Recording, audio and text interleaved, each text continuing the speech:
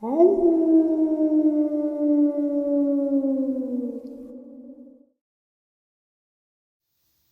greetings and salutations, everyone, and welcome back to tonight's second half. Before we jump into this very horrifying second half, a couple links. As many of you know, I rely on Patreon, PayPal, channel membership, and the merch to help the channel to continue to grow and go. Links to Patreon, PayPal, and channel membership is in the description below. Merch displayed directly under the video. Also, Dogman Frightening Encounters, Volume 1 through 3, the audiobook versions. They were written and researched by Tom Lyons, narrated and produced by me, Jeff Nadolny. Those audiobooks are available on Audible, Amazon, and iTunes, links to which are also in the description as well. And finally, last but definitely not least, if you'd really like to help support the channel to continue to grow and go, simply subscribe. It doesn't cost a cent. Click the like button, takes half a second. If you don't want to miss out on any of the informative uploads I put out daily, click that bell icon, and folks, please leave a comment. Why? Well, because all these things really do help the channel to continue to grow and go. And yes, folks, they definitely do matter. Now, everyone, I have taken far too much of your time. Let's jump in to tonight's second half, shall we? So let's start it off with Fraser Island, Queensland, Australia, 1983. We camped in a lightly forested area on the other side of a small hill or ridge from the beach. There was a small creek, and the area behind was more densely forested. At nights, my friend and I had been walking up the beach far away from camp, so his dad didn't bust us for smoking cigarettes.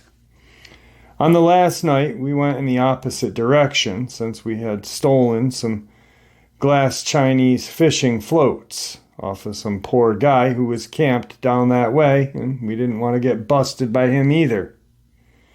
It was a nice bright evening, and we had a small fridge magnet torch and a small radio cassette player.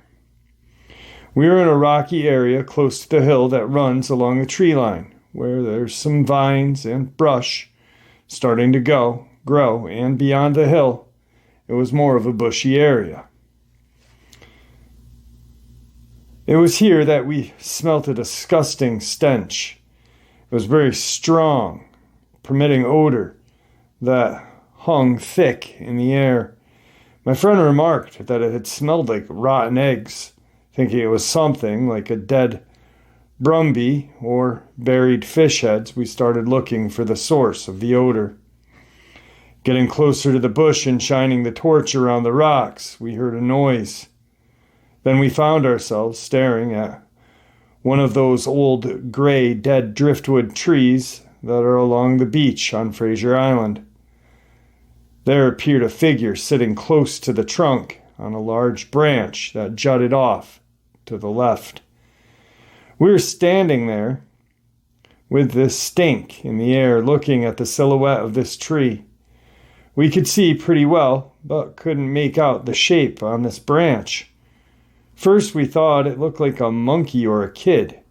Definitely was not a possum, as it kept changing positions and stretching out along the branch and kind of turned into a silhouetted shape. While we were discussing this and shining our torch around, a huge hulking figure suddenly appeared standing there, looking over the branch and facing our direction. We remarked that it was some bloke, when all of a sudden all hell broke loose. The branch was ripped away from the tree with a huge crack, then thrown or dropped to the ground with a huge thud. At that same time, this figure gave out a horrible, high-pitched scream, which turned into a huge, deep, roaring scream. At first, I thought the branch had fallen on him, and he was in pain, but it turned into a powerful scream roar that seemed to go on forever. We just stood there in shock, then took off back toward our camp and slightly toward the water away from the bush, with me in front and my mate close behind. We could hear the thing coming after us, and when I looked back, I could see this huge, black, hairy creature running on all fours with glowing red eyes. It was snorting like a bull while making an odd, high-pitched whining noise and running on an angle towards us at great speed. It almost made a noise like hoof hoof the whole time, which was unnerving as well. I've since heard this could be air escaping from its diaphragm and not an aggressive noise as I thought. Within a few seconds, it was right up beside us and running on two legs, slightly hunched over. He was sniffing and checking us out right there in this bizarre, twitchy, quivering movement of his head, having a real good look at us, just casually running beside us as we were running for our lives and looking over at this thing in a shocked amazement. At this close range, it looked basically like a real huge, ugly, naked, hairy man. His hair was long and shaggy, his face leathery like an elder Inuit or Eskimo person. He was also a bit froggy looking, with a wild-eyed look, and a bit like a large chimp with a leathery bat-like face. His body was massive like a bull, but bigger in the chest and shoulders. His arms were huge and very long, but more wiry compared to the rest of his body. The arms were long and thick like a sloth and had claws or fingernails. And the hair on its arms was like that of a chimp but longer, with some skin showing where he stretched. Maybe I was looking at his armpits. Although his skin appeared to be all black up close, he was lighter in the face. I don't remember his feet very well, but they seemed to think they were quite flat. He bared his teeth most of the time, which seemed to be more sharp and pointed. Basically, he was a huge, stinking, naked, froggy-looking Neanderthal man, covered in thick black hair, and very animal/ape-like. At first, when he closed in on us and reared up beside my mate, I thought for a second it was a human, and it was now time for us to fight this huge bloke, as we had a slim chance of getting away. Everything went weirdly calm, but for a bit, and then we lost it. We started swearing and abusing him out of terror. Then he went feral and started screaming and grunting at us. He was grunting and snorting the whole time, with this hoof hoof noise and breathing heavily. My friend yelled at me to run closer to the water, so we moved to the firmer sand, and this hairy creature stayed where he was, running beside us, all hunched over, snorting and screaming like a mad, red-eyed black werewolf, all hunched over and close to the ground, with his arms pumping in an odd way suspended off the ground. He was running. He was turning to face us and really trying to scare us, screaming in some garbled language and snorting as he ran. He stayed beside us for a while before moving off closer to the tree line. It stuck by the tree line for a while, running ahead of us, maybe a few times like it was going to head us off, then dropped back, but we kept running straight.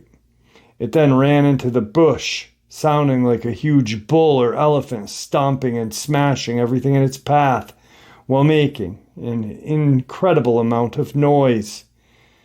It was still going off at us with the screaming and stayed beside us, sometimes running in front and dropping back, thinking now, I wonder if there were two of them, as the noise was so intense. And possibly another one was stomping through the bush while the chase was happening. We could still smell it, and eventually things quieted down and we kept running all the way back to our tent, as we were sure it was still following us. We turned up exhausted and raving like lunatics that this huge, hairy creature had just chased us down the beach. That night there was this strange, chirpy chattering outside. Then it sounded like a possum or mammal, but it was kind of creepy and menacing. While this was happening, I could see a long, thin branch that was being repeatedly dragged over the top of the tent. The noise was making everyone uneasy, and my friend's dad had said that he didn't know what it was, but probably some kind of sugar glider or possum or small branch just rubbing against the tent with the wind. It went on throughout the night, but eventually we fell asleep. We left the next day and never went back to that spot to see what happened, although we wanted to. I don't know about any tracks in the sand, but there would have been a clear track through the bush from his trail of destruction. All in all, I have to say that this was both the strangest and scariest thing I'd ever experienced anywhere. I've seen sea snakes, sharks, scorpion, centipede. I've been followed by dingoes and nearly trampled by a brumby. While eel fishing on many trips I've had to the Fraser with my family, but I've never seen anything like this. My friend was sure that it was a Dogman, and I felt the same. We had both heard of them before, and there was nothing else it could have been, no matter how hard we tried to rationalize or figure it out. Finally, the only other trip I had went on with his family was to Black Butte, where his grandmother warned us matter-of-factly not to bother the hairy men if we see them, as they often cross her property. Anyway, my good buddy, who shared this experience, sadly passed away at quite a young age. He wanted to see a yowie, but he did get to see this creature before he passed. We may have had another experience, maybe this was a yowie, near the Newell Highway rest stop a few years later. We had always known that what we saw that night, though, it was this hairy creature, and it was a terrifying experience to say the least. This creature caused so much mayhem and confusion, and it could have killed us within seconds if it wanted to. The amount of noise it had made was insane, along with the stomping and heavy breathing and the stench. It was like a nightmare. I wouldn't wish it upon anyone. I still find it hard to comprehend the bizarre series of events that happened to me and my friend that night. Tonight's final experience out of Australia. 1994, July. Local man Pete and George, pseudonyms, were walking through a forestry track in the woods near their home of orphans, which is situated 20 miles from the city of Aberdeen. When nearing the end of the track, Pete saw a dark figure run from the trees on the left across the track, disappearing into the trees on the right. He at first thought it was a man, but the figure left a strange foreboding in Pete. George didn't see the figure and was busy telling Pete he was imagining things when a face appeared out of the trees behind Pete's back. George was chilled to the bone as the face he was looking at looked somewhat human, but not. It seemed to have a muzzle and very strange ears. It darted away as quickly as it had come when George threw a large stone in its direction. The two friends then left the area somewhat unnerved. A few weeks later, the two friends, along with a third, were having another encounter with this creature as they were driving along the road in two orphans approximately 2 miles from their meeting. In the witness's own words, suddenly from the side of the road there came this great muscular hairy figure bounding out of which started to run behind the car. At one point it caught up and ran alongside the vehicle, not seemingly out of breath as it approached speeds of 50 to 60 kilometers an hour. Pete describes the creature as strong and muscular, red glowing eyes, body covered in fur, about 6.5 feet tall, jet black. The figure, after several minutes, stopped abruptly in the middle of the road, leaving the terrified car occupants to carry upon their journey into the Trophin alone. As the creature faded slowly out of sight in the eerie glow of the car's red taillights, the same or similar creature was also reported by a lady who lives in an isolated cottage on the edge of the forest that Pete and George first saw this figure. She said she's seen it on 2 different occasions watching her house. Fleeting glances through high-powered binoculars as it darted through the forest. Ashire's Dundonald Hill. If anyone has seen the film Dog Soldiers, I'm sure they pitched the idea from this.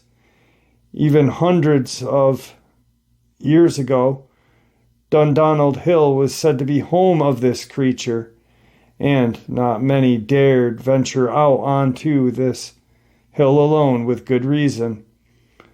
The dogs of Dundonald Castle were said to become very restless, agitated, and excited at times while looking toward the hill, barking and yelping. Never under any circumstance would they wander up it, or so I'm told.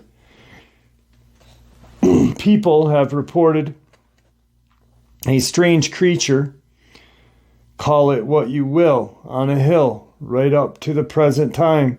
Frightening folk have told of shadows that haunt the trees. One badly shaken man relayed how, when he was walking on the hill, he heard whispering voices behind him.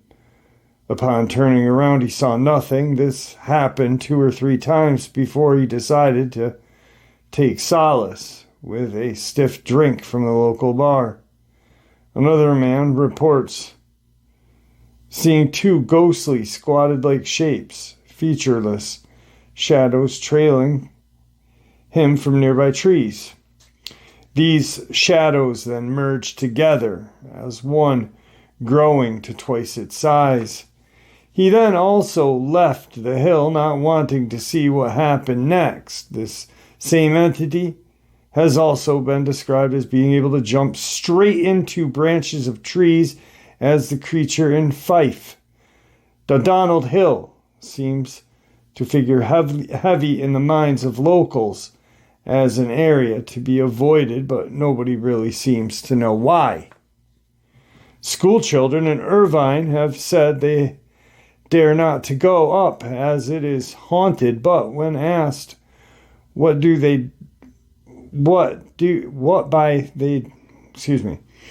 children in Irvine have said that they dare not go up as it is haunted, but when asked what by, they don't know. I've been told that there is a high count of suicides in this area, with several youths having been found hanged on the hill, although I have not checked these facts out. A gentleman of Irvine had said that the hill has a presence that exudes in oppressiveness, and claims that many friends feel the same way about the place. J.A. from England says she will never go up that hill again as long as she lives. She had recently been spending time in Kilmarnock, summer of '94, and for a day out decided to visit the Dundonald Castle. While walking on the hill, her 2 Labradors suddenly went berserk, running around in circles, growling and snapping at the air before finally slinking to the ground as far as they could go, with their tails tucked, crawling backwards in obvious terror. Then Josephine saw this huge creature, which appeared some distance to the side of her. She had not been noticed it before, and she assures us that it had been earlier, she would most certainly have seen it. It did not seem to be solid, as Jay could see the grass on the hill through its body, but it was covered in longish charcoal-colored hair.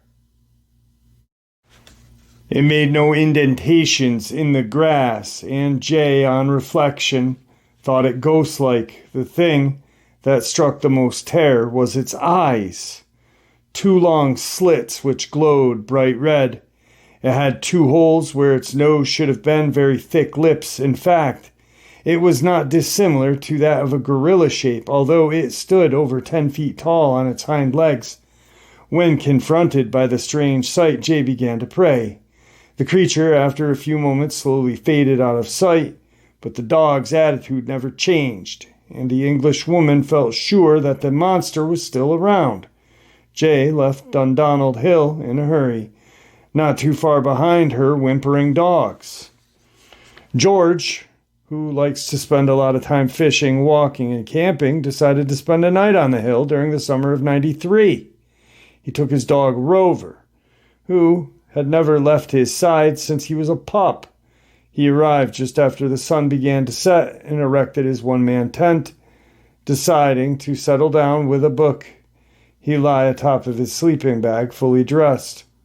About an hour, George saw a shadow pass by the side of his tent through the lamplight.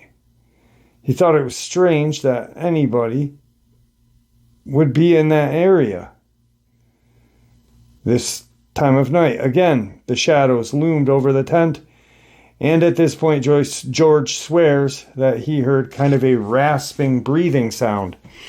By this time, he had come to the conclusion that some of his mates had come up to play a joke on him.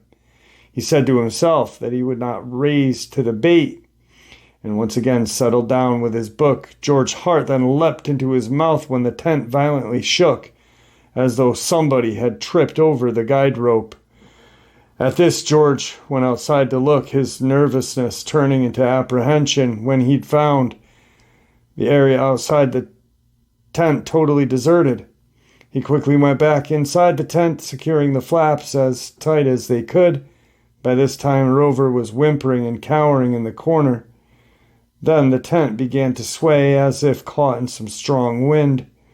George sat on top of his sleeping bag, now too scared to even contemplate sleeping. The secured flaps suddenly burst wide open. The dog, who had never left George's side, gave out this almighty yelp and ran off into the darkness. Someone or something then grabbed a hold of George's ankle. Slowly but surely, the man was pulled out of his tent. He could not see anyone, and he struggled desperately, but the grip did not loosen. When he then had been pulled about 10 feet clear from the tent's entrance, this invisible force lifted George clear off the ground, his head 2 inches off the grass. The sky was black, a clap of thunder rang out, and a streak of lightning flashed across the sky. Then suddenly the grip let go of his ankle, and George fell limp into the grass, petrified.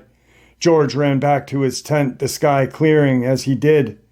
He then spent a very tense night, sat at the entrance of his tent, too scared to make his way home in the dark, jumping at every little noise that the night had made, which seemed to surround him like a huge black blanket.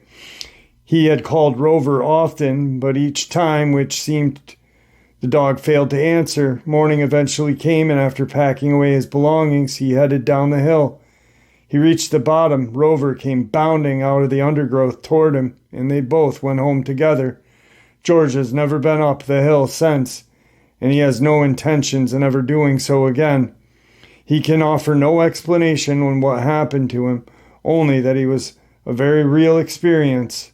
He does express hurt at his dog leaving him, a thing which has never done before. Just a footnote: yellow frogs have been found around the actual castle, as well as some red markings. Dundonald Hill and the surrounding area has been a source of mysterious phenomena.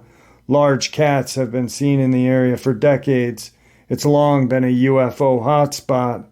The castle sits atop of a hill, has its fair share of ghosts as well. That was pretty awesome. That whole area, that Dundonald Hill area, has a creature running around very similar to what was depicted in the movie Dog Soldiers. Man, that is cool. Very cool.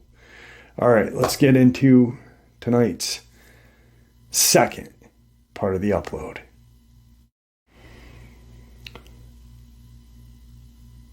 We're going back to the United States for this one, in that great state of Kentucky.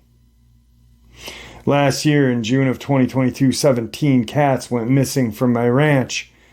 I have a private rescue providing heated cat hotels, food, a lake, 7 stalls, a medical care for 40 to 45 cats.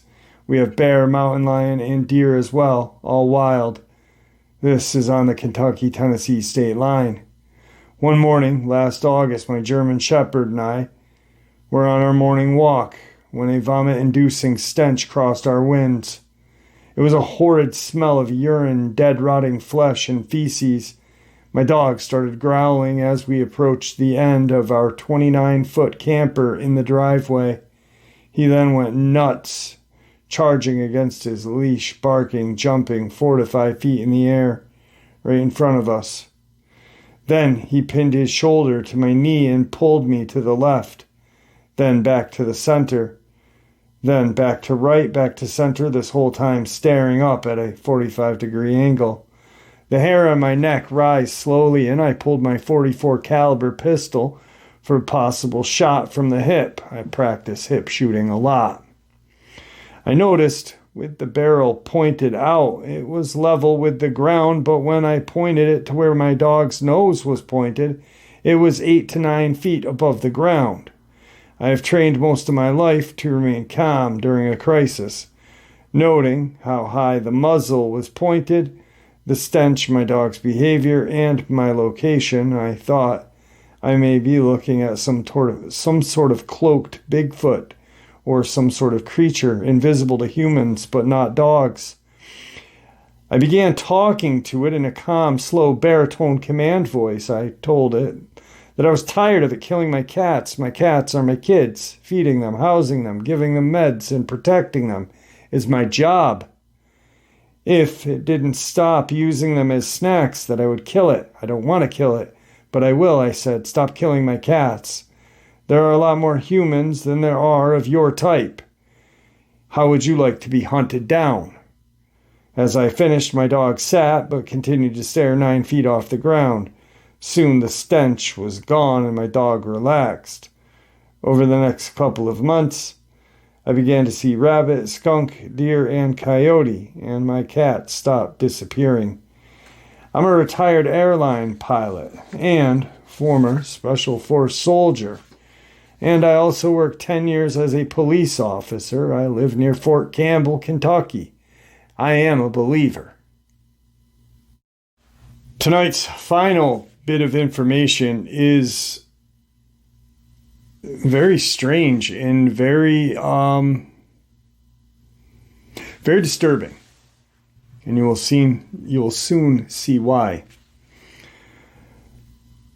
The events took place in December of 2022 in Colville National Park, northeastern part of Washington State, in an area near Big Meadow Lake.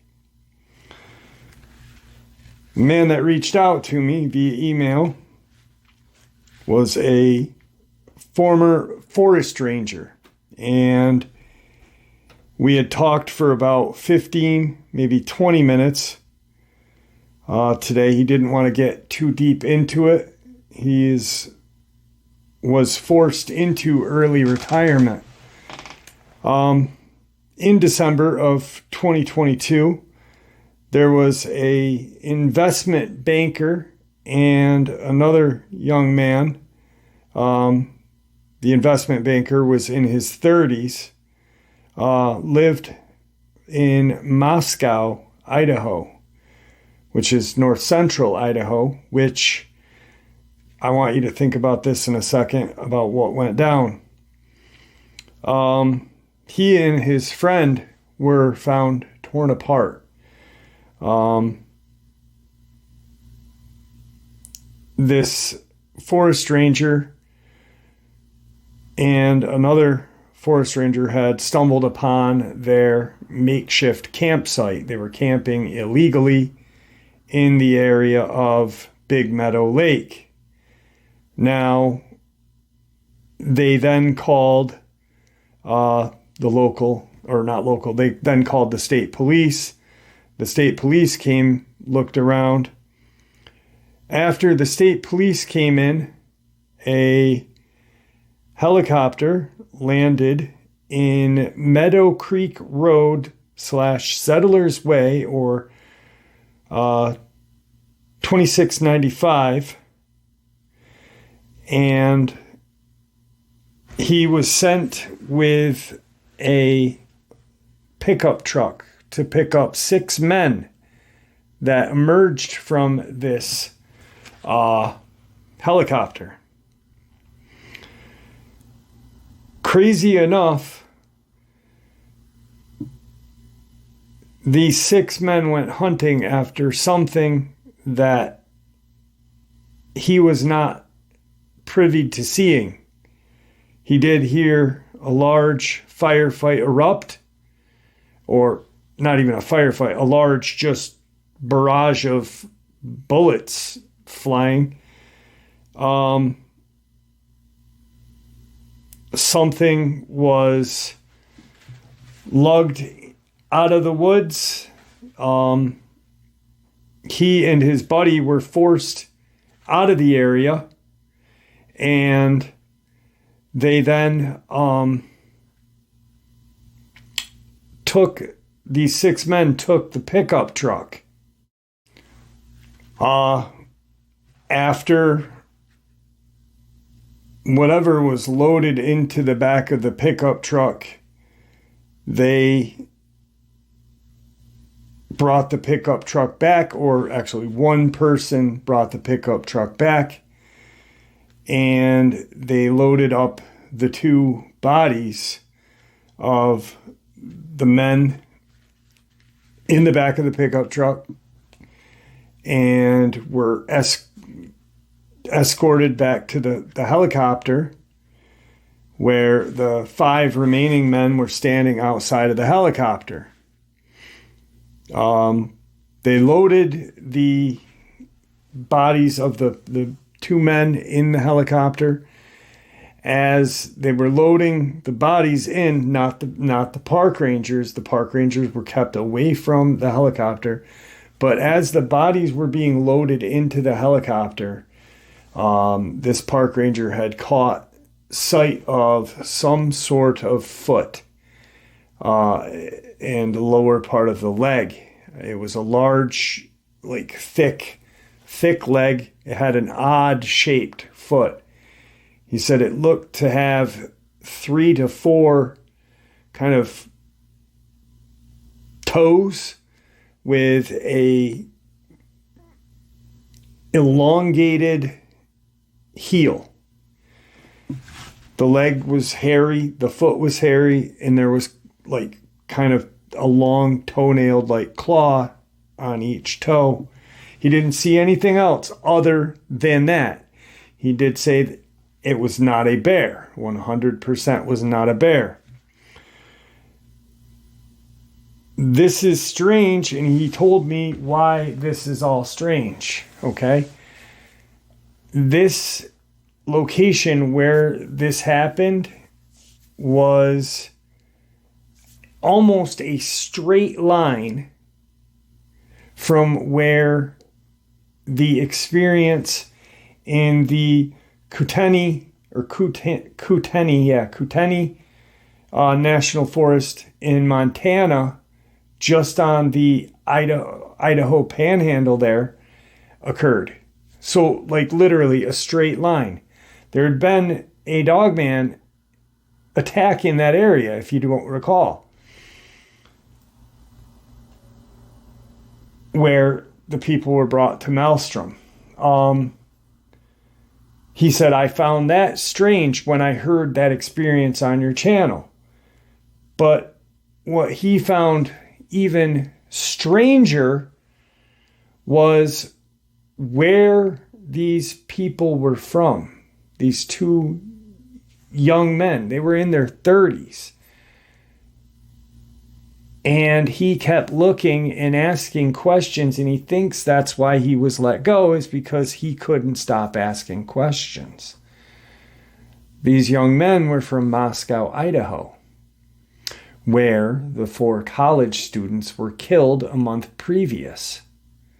This has nothing to do with that case, but he believes firmly that the deaths of these men were covered up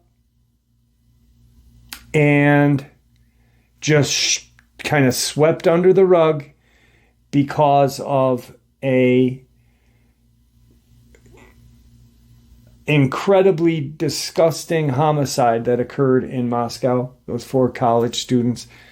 But he truly believes that that's why he was fired, because he couldn't stop asking questions about it, and he kept looking into it. And every time he'd look into it and he couldn't find any information about these guys, why aren't they talking about these guys, in Idaho?